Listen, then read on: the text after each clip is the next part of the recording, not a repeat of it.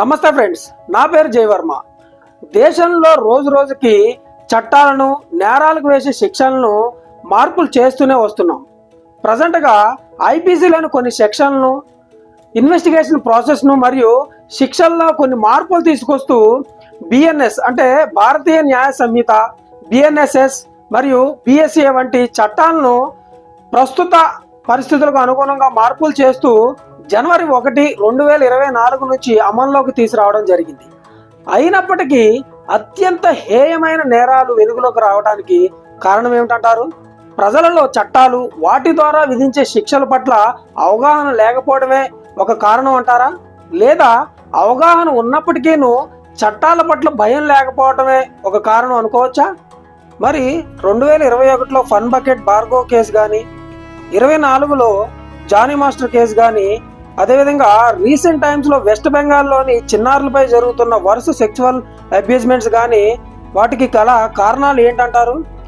క్షణికాల కోరికల కోసం క్షణికావేశం, క్రూరత్వం, చట్టాలపై మరియు వారి యొక్క భవిష్యత్తుపై భయం లేకపోవడం ఒక కారణం అయితే, అదే చట్టాలు మరియు వాటిని ఉపయోగించి విధించే శిక్షలపై కించితైన అవగాహన లేకపోవడం కూడా ఒక కారణం అని చెప్పుకోవచ్చు. ఈ మధ్యకాలంలో చూస్తుంటే రేర్లీ స్పెషల్ కేసెస్ మనం చూస్తూ ఉన్నాం. ఏంటంటే భార్యను చంపి కుక్కర్లో ఉడికించడం, లవర్ని విషం పెట్టి చంపటం, అదేవిధంగా చిన్నపిల్లలపై అఘాయిత్యాలు చేసి వారిని హతమార్చడం వంటి చాలా కేసెస్, రేర్లీ హ్యాపెన్ కేసెస్ని మనం చూస్తూ ఉన్నాం. అటువంటి రేర్ కేసెస్లో భాగమైన చిన్నపిల్లలపై చేసే పైశాచిక చర్యలను, వాటికి అంటే వారిని కాపాడడానికి ఉన్న చట్టాలను, ఆ చట్టాలు ఏం చెబుతున్నాయి, వాటిని ఉపయోగించి ఎంత కఠినమైన శిక్షలను విధిస్తున్నారు వంటి విషయాలను ఈ వీడియోలో తెలుసుకుందాం ఫ్రెండ్స్. ఈ వీడియో ప్రతి ఒక్కరూ చివరి దాకా చూడాల్సిన అవసరం ఎంతైనా ఉంది.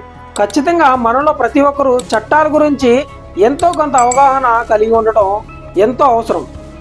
ఎప్పుడైతే చట్టాలు, వాటి శిక్షలను మనకు తెలుస్తాయో నేరం చేయాలనే కోరిక కొంతైనా తగ్గుతుందనేది నా ఉద్దేశం. POCSO, protection of children from sexual offences act, చిన్నపిల్లలపై జరిగే అఘాయిత్యాలకు ఒక ప్రత్యేక చట్టాలు కావాలని చెప్పి 2011లో ministry of women and child development పార్లమెంట్లో ఒక బిల్ పాస్ చేయడం జరిగింది. అదేవిధంగా అటువంటి కేసులకు జ్యుడిషియల్ సిస్టమ్ కూడా సపరేట్గా ఉండాలని చెప్పి 406 స్పెషల్ అంటే ఫాస్ట్ ట్రాక్ స్పెషల్ కోర్ట్స్ను ఏర్పాటు చేయడం జరిగింది. తెలంగాణలో చూసుకుంటే 36, ఆంధ్రప్రదేశ్లో 16 కోర్టులు ఉన్నాయి. ఈ చట్టాన్ని మే 22, 2012 నుంచి అమల్లోకి తీసుకురావడం జరిగింది. ఒకసారి 2017 నుంచి 19 వరకు రికార్డు చేయబడిన చిన్నపిల్లలపై జరిగిన అఘాయిత్యాల గురించి ఒక పట్టికను మనం కనుక గమనిస్తే, మీరు ఇక్కడ చూస్తున్నారు కదా, 2017లో మొత్తం 129,032 క్రైమ్ అగైనెస్ట్ చైల్డ్ కేసెస్ను నమోదు చేస్తే అందులో 32,608 కేసులు ఈ పోక్సోగా నమోదు చేయబడ్డాయి. 2018లో 141,764 కేసులు అయితే అందులో 39,827 కేసులు ఈ పోక్సో కిందకే వస్తాయి. అత్యధికంగా 2019లో 148,185 కేసులు చిన్నపిల్లలపై దాడులు కానీ, ఈ పోక్సో కేసులు కానీ చూసుకుంటే మొత్తం 148,185. అందులో ఓన్లీ పోక్సో కేసులు చూసుకుంటే అత్యధికంగా 47,335 కేసులు నమోదు కాబడ్డాయి. ఇంకా మనం చూసుకుంటే ఏ రాష్ట్రాల్లో ఎన్ని కేసులు నమోదయ్యాయి, మొత్తం కన్విక్షన్ రేట్ ఎంత వంటి విషయాలు ఈ యొక్క చార్ట్స్లో పొందుపరచడం జరిగింది ఫ్రెండ్స్. మీకు కావాలంటే దీనికి సంబంధించిన ఒక పీడిఎఫ్ని డిస్క్రిప్షన్లో పెడతాను, కావాలంటే చూసుకోండి.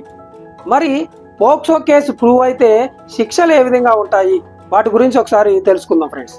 బిఎన్ఎస్ భారతీయ న్యాయ సంహిత సెక్షన్ 65 ఏం చెప్తుందంటే, ఎవరైనా ఒక వ్యక్తి 16 సంవత్సరాల వయసు లోపు గల వారిని అత్యాచారం చేసిన ఎడల వారికి 20 సంవత్సరాలకు తక్కువ కాకుండా కఠిన కారాగార శిక్షను విధిస్తూ తర్వాత దానిని యావత్ జీవిత కారాగార శిక్ష కూడా పెంచవచ్చును. అదే కాకుండా వీటికి తోడుగా జరిమానా కూడా విధిస్తారు ఫ్రెండ్. జరిమానా బాధితురాలి యొక్క వైద్య ఖర్చులకు కానీ, ఆమె ఫర్దర్గా ఆమె బాగోగులు చూసుకోవడానికి ఆ యొక్క ఫైన్ అమౌంట్ అనేది ఆమెకు చేరవేస్తారు. మరొక విషయం, ఇక్కడ జీవితకాలం ఖైదు అంటే ఆ వ్యక్తికి అప్పటి వరకు ఇంకెంత అంటే చనిపోయే వరకు ఎంత కాలం మిగిలిందో అంతవరకు కూడా అతను జైలు శిక్ష అనుభవించాల్సి వస్తుంది. ప్రస్తుతం 2021లో జరిగిన ఫన్ బకెట్ భార్గవ్ అనే ఒక కేసు ఉంది కదా, సో దాని యొక్క తీర్పు 2025లో ఇవ్వడం జరిగింది. ఇక్కడ కూడా బాధితురాలు 16 సంవత్సరాల కంటే తక్కువ వయసు గల గర్ల్ అవటం వల్ల అతనుకు 20 సంవత్సరాల కఠిన కారాగార శిక్ష విధించడం జరిగింది. ప్లస్ అతనుకు జరిమానా కూడా విధించారు ఫ్రెండ్స్. సో చూశారు కదా, మరి ఇంత పటిష్టమైన చట్టాలు, కఠినమైన శిక్షలు ఉన్నప్పటికీను రోజు రోజుకి పైశాచిక చర్యల సంఖ్య పెరుగుతూనే వస్తుంది. మరి లోపం ఎక్కడుంది? ఒక్కసారి మనల్ని మనమే ప్రశ్నించుకోవాలి. మరి ఈ పోక్సో కేసులు రోజు రోజుకి పెరుగుతున్నాయంటే దాని అర్థం it is completely a failure of nation and the society. చిన్నపిల్లలను మొక్కలకు పూసే పువ్వుల్లాగే చూద్దాం, వాటిని మొక్కల నుంచి హరించి వారి యొక్క జీవితాలను నాశనం చేయొద్దు ఫ్రెండ్స్. చూశారు కదండి, తస్మాత్ జాగ్రత్త, చట్టం నుంచి తప్పించుకోలేవు. నేరస్తుడు ఎంత తెలివిగలవాడైనా ఏదో ఒక రోజు పట్టుబడక తప్పదు. సో ఫ్రెండ్స్, ఈ వీడియోని మీ ఫ్రెండ్స్కి, ఫ్యామిలీ మెంబర్స్కి షేర్ చేయడం ద్వారా ఎవరికైనా ఇలాంటి క్రైమ్స్ చేయాలనే ఆలోచన వచ్చినప్పుడు వారికి శిక్షల గురించి తెలియటం వల్ల కొద్దిగానా వారిలో భయం కలుగుతుంది. సో దట్ నేరాల సంఖ్య తగ్గుముఖం పడుతుంది ఫ్రెండ్స్. ఈ వీడియో నచ్చితే లైక్ చేయండి, షేర్ చేయండి, సబ్స్క్రైబ్ చేయడం మర్చిపోకండి ఫ్రెండ్స్. మీరు లైక్స్ అండ్ సబ్స్క్రైబ్ చేస్తూ సపోర్ట్ చేయడం వల్ల యూట్యూబ్ ఈ యొక్క వీడియోని మీలాంటి ఎంతో మందికి రికమెండ్ చేస్తుంది ఫ్రెండ్స్. సో దట్ ఇటువంటి ఎన్నో ఉపయోగకరమైన వీడియోస్ని మీ ముందు చేయడానికి మాకు తోడ్పాటుగా ఉంటుంది. So don't forget to like and subscribe. Until then, జై హింద్.